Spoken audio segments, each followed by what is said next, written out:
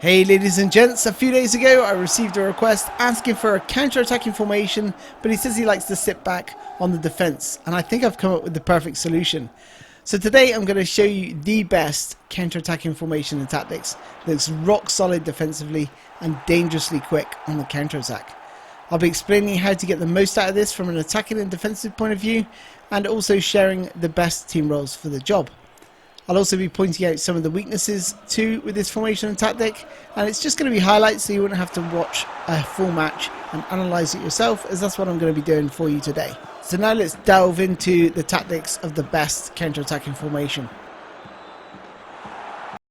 So it's a 4-3-3 in formation, and I'll explain the positions here. So we've got two defensive midfielders, and it's really important that those two are anchor men, because that means they will stay back during the attack and give your defense an extra layer of protection. So it's important that those two are anchor men, and ideally both your strikers need to be goal poachers. This means they play on the last shoulder of the defense. So there you can see that Neymar is a creative playmaker. It's not ideal, but we can work with that anyway. And then obviously we've got Di Maria. Notice how close they are together. It's really important, which we'll touch on when we look at the tactics, but it's a flat back four. So for the attacking instructions, we've got counter-attack and long pass. This ensures your team go forward very, very quickly, and they also keep their distance. So again, further pushing them forward with both those two selected.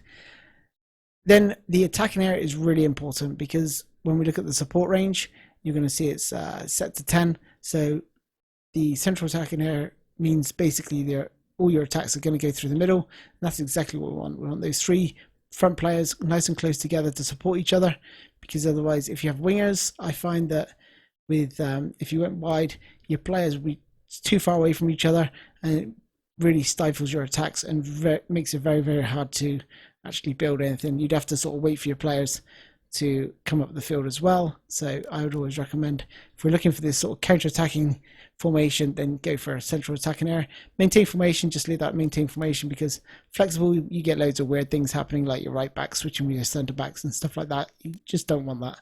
So I always leave that as maintain formation. 10 for support range. Like I said, this is going to help your players push forward as well. So keeping that distance and making your counter-attacks actually spring nicely. Defensive instructions, all out defense and conservative, are really important. This ensures your players come back nice and quickly and pretty much as a unit. And wide containment area, this is important because we want to force them through the middle. It's very, very compacting for your formation. So you've got obviously two defensive midfielders, you've got a central midfielder in there as well. So in that middle core of your formation and your defense, it's going to be very, very compact in that middle area. So you want to cut out the wings, stop them going down the wing, force them infield, and then we can basically win the ball back in those central areas. Defensive line 5, this ensures that your defensive line sort of sit along the edge of the penalty area. And the compactness 10, again, we don't want to play through them, because we're asking them to come through the middle. We're going to try and force them to play through the middle. So having that compactness 10 ensures that your two centre backs are nice and tight together, your two defensive midfielders are nice tight together, your fullbacks tuck in as well, so it makes it very, very narrow. It does mean they can get around you on the outside. However, if you've got that wide containment, that should protect you on in those wide areas. Advanced instructions, defensive on both your defensive midfielders. This ensures they stay back during the attacking phase. And then we have counter target on both of our strikers. This is Neymar and Mbappe. And this ensures that they stay up front during the defensive side or defensive phase of the game when you're defending, when you haven't got the ball.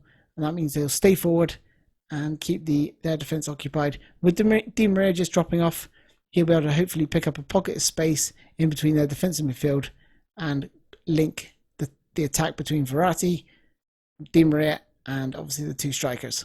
Let's take a look at why this works so well on the field of play. Notice how narrow this formation becomes as the fullbacks tuck in, and we'll also be looking at the wide containment in a bit. But you'll want to force your opponent to try and play through the middle, because defensively this is your strong point with a compactness of 10. And remember, I spoke about Di Maria being in that pocket of space between defence and midfield, and there he is. And what happens is it's very, very hard to pick him up. So see Neymar just drop off here because he's a creative playmaker. He's dropped off, and that allows Di Maria to run through, open his body up and score. Here's another example of forcing your opponent into that congested area the core of your defense where it's going to be really easy to win the ball back because it's so congested. And then when you are trying to play out, just make the sensible passes, generally using through balls to create opportunities. Let's take a look at wide containment and see why it's a strength and also the weakness of this formation. It's really good for forcing your opponent infield to your defensive core. So if you look at my fullback, he's going to stay out wide until your opponent moves into the final third of the pitch, and that's when the compactness 10 kicks into action and they tuck inside. I think this next example is even better. So I want you to keep your eyes on my fullback, the same player as before, and look how, as that ball's played forward, he tucks inside. But as the ball is played backwards, he moves on to the outside. And now, once again, they managed to get past two of my defenders somehow, but I managed to get a block in. And then as soon as you clear it, you want to try and put pressure on their midfielders or anyone at the edge of the box, so you can quickly win the ball. Just play it forward to one of the nearby strikers, who can then feed Neymar in this example. And then, like I said, Di Maria in that support striker role is so elusive and hard to pick up. Let's take a look at the weakness of the wide containment area. So because the player on the ball isn't in the final third of the pitch, this means my fullback stays wide, which is great as it forces them infield. However, if their inverted winger, Salah, in this example, tucks inside, like he does here, and they play a longer than normal pass, it allows them to get in between the fullback and the centre-back positions, and that's how they score. Now let's look at the beauty of this formation. Watch how my team almost set a trap to force this player to go through the middle, and that's where it's most congested, and I'm able to win the ball back easily. When you're counter-attacking, you want to keep making the passes, keep passing the ball until things open up. Don't just keep running with it, as I tried to here, and it didn't quite come off. Because you have counter-target on your two front players, they'll stay forward even during the defensive transitions, which is great for counter-pressing. This is where your opponent has just lost possession of the ball deep in their own half, and because your forwards are still up the pitch, it makes it easier to create chances. And that's what you're seeing in both these examples. So you can see the amount of players I got forward. It makes it so much easier just to find the right player in the right space to score. Now when you are counter-attacking, it's not always going to be 1-on-2 passes and you're up the other end and having a shot on goal. Sometimes you are going to need to play an extra pass sometimes, or maybe even just work the ball nicely. So you can see here a breakout, and what happened is I don't really see that there's not many options on that I really fancy. I feel like the two defenders are doing well to cover, so I play the ball out to Frenzy, fake cross, cuts inside, and then it's just a manual outside of the foot finish. Beautiful. I can't stress how important it is to force your opponent to come inside. As you can see here, I've sort of over-egged it with my defender. I wasn't able to get close enough to win the ball, but I don't mind that, because as long as he comes inside, excuse the pun, you know, it's easier to defend this central area as you're seeing here. And when you are counter-attacking at speed, generally you're going to be outnumbered in the attack versus defense generally. And I would say just get a little bit creative, you know, do step overs like you saw there, and then try and work the ball as best you can. It's not all about counter-attack with this formation. You can play a possession style as well. Obviously it's better suited for counter-attacking, and it's going to be very, very difficult to break you down.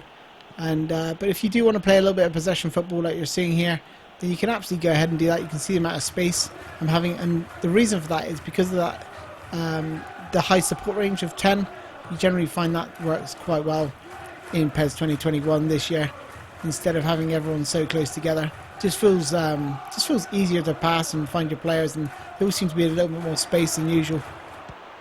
Here's another clip of possession-based football, and with those front three nice and tight together, you'll be able to do these little 1-2s and layoffs that you're seeing here.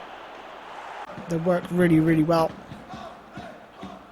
But you've also got the fullbacks flanking if you need them. But then you've got the likes of Neymar. You can do things like this: little double touch, shields the ball, step over, moves the ball again to open the angle, and gets a shot off.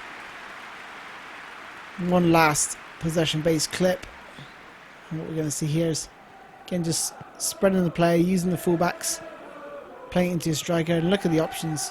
You know, little double touch, and you're through on goal. Now let's just take a look at how to defend using this formation. It's all about defensive shape and basically plugging gaps with your centre backs. Watch who I select here, and look at the players I'm selecting to fill the gaps. Watch this. See there? I'm just plugging those gaps, not really going out to meet the ball, and they turn over the ball quite cheaply in the end. So just make sure that you're keeping a defensive shape around you, trying to force them into the congested areas of your defence. What you don't want them to do is start crossing the ball, because when they start crossing the ball, they're going to create issues like you're going to see here. So, you know, the ball's pinging around, and, you know, it's all about luck then at that stage. So try to prevent any crosses coming in. Try to get out and block the crosses.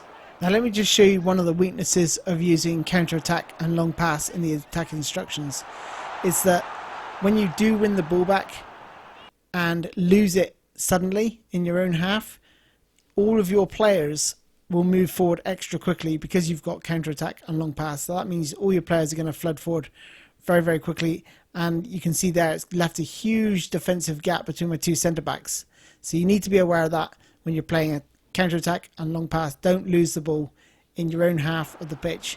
But here I was able to get back in and plug the gap, thankfully, and force them back into this sort of cat and mouse exchange where I'm just trying to win the ball back. One of the downsides of having counter-target is when I do clear the ball here, that both of my strikers are too far up the field to come back and pick the ball up. But for me, I think counter-target is essential for this formation to work, so definitely leave counter-target on both of your strikers. And that brings us to the end of this video. Thank you all for joining me. Hopefully you guys found it useful. I'd like to see you guys try it out and let me know your thoughts in the comments down below. If you like the video, give it a thumbs up, and if you dislike the video, give it a thumbs down. And don't forget, if you haven't already done so, please subscribe to the channel and overhead kick that notification bell. Thanks all again for joining me. I'll see you soon. Take care of yourselves. Bye bye.